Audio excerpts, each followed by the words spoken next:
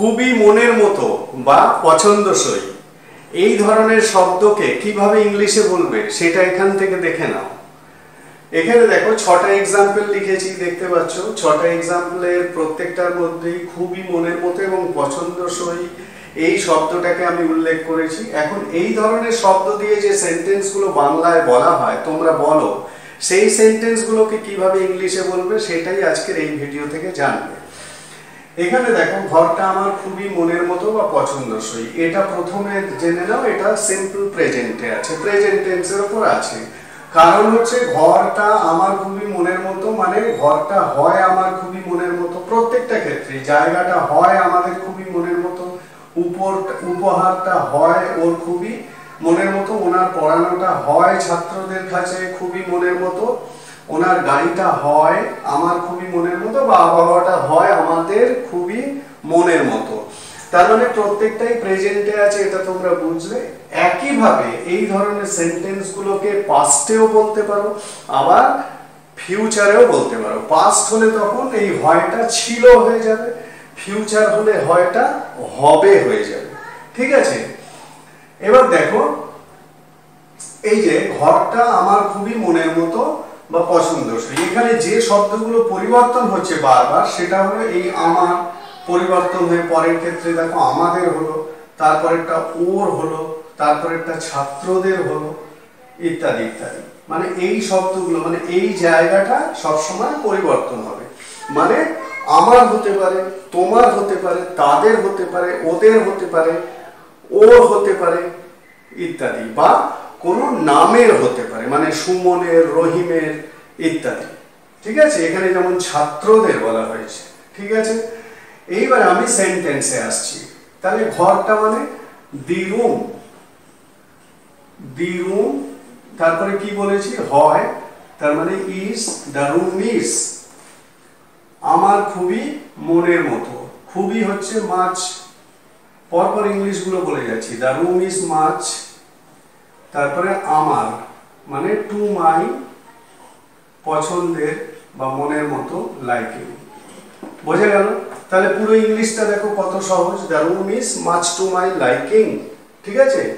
Liking মানে মনের মতো, মাই মানে আমার, মাচ মানে খুবই, মানে আমার খুবই মনের মতো বা পছন্দসই, ঠিক আছে। পরেরটাও দেখো একইভাবে, জায়গাটা মানে দি প্লেস, দি প্লেস হয় ইজ আমার খুবই মানে আমাদের আছে, এটা মাচ টু আওয়ার খুবই আমাদের মনের মতো, লাইকিং,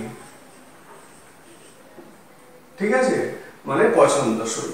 তাহলে দা জায়গাটা আমাদের খুবই মনের মতো বা পছন্দসই, ইংলিশটা কি হবে, the place is much to our liking, ঠিক আছে। পরেরটা দেখো উপহারটা মানে দি গিফট, দি গিফট হয় ইজ খুবই মাচ ওর টু হিজ পছন্দের বা মনের মতো, কি হবে, লাইকিং, ঠিক আছে। পরেরটা ওনার পড়ানোটা ছাত্রদের খুবই মনের মতো বা পছন্দসই, ওনার পড়ানো হিজ টিচিং, হিজ টিচিং হয় খুবই মাচ ছাত্রদের, দি স্টুডেন্টস, স্টুডেন্টস অ্যাপোস্ট্রফি, যেহেতু প্লুরাল শুধু অ্যাপোস্ট্রফি বসবে, স্টুডেন্টস লাইকিং, বোঝা গেল। তাহলে পুরো সেন্টেন্সটা কি দাঁড়ালো, his teaching is much to students liking, his teaching is much to students, to the students liking. পরেরটা ওনার গাড়িটা আমার খুবই মনের মতো, মানে ওনার গাড়ি হিজ কার হয় ইজ খুবই মাচ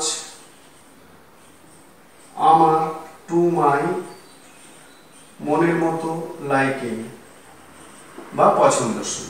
তাহলে his car is much to my liking. পরেরটা আবহাওয়াটা দি ওয়েদার,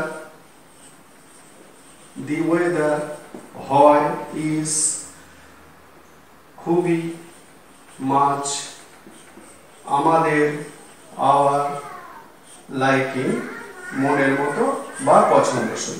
ঠিক আছে, তার মানে যে জায়গাটা তোমাদের মনে রাখতে হবে এই ধরনের সেন্টেন্সগুলোকে ইংলিশে বলতে গেলে সেটা হলো মাচ টু, তারপরে my, his, our, their, her, your এই ধরনের পজিটিভ বসাবে, তারপরে লাইকিং।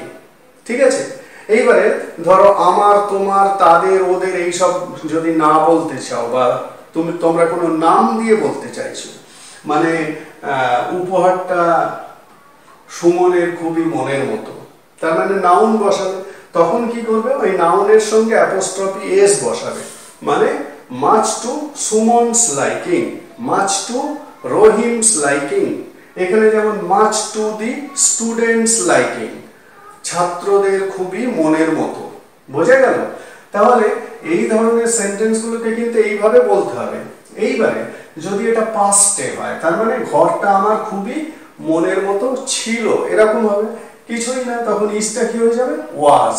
যদি এইটা প্লুরাল হয়, মানে সাবজেক্টটা যদি প্লুরাল হয়, তাহলে ইসটা যেমন আর হয় তেমনি ওয়াজটা ওয়ার হয়ে যাবে। ঠিক আছে, এখানে আমি প্লুরাল দিয়ে দেখাইনি। আর প্রত্যেকটা ক্ষেত্রেই যদি তুমি পাস্টে করো মানে মনের মতো ছিল এটাই বোঝাবে, তখন সিম্পলি ইসটা ওয়াজ হয়ে যাবে। প্লুরাল হলে মানে সাবজেক্ট যদি প্লুরাল হয় তাহলে ভার্বও প্লুরাল হবে, অর্থাৎ ওয়ার হবে।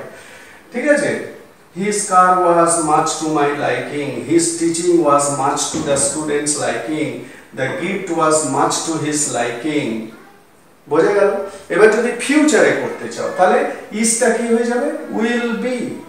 প্রত্যেকটা ইসটা উইল বি, তার মানে the room will be much to my liking, ঘরটা আমার খুবই মনের মতো হবে। the place will be much to our liking, জায়গাটা আমাদের খুবই মনের মতো হবে।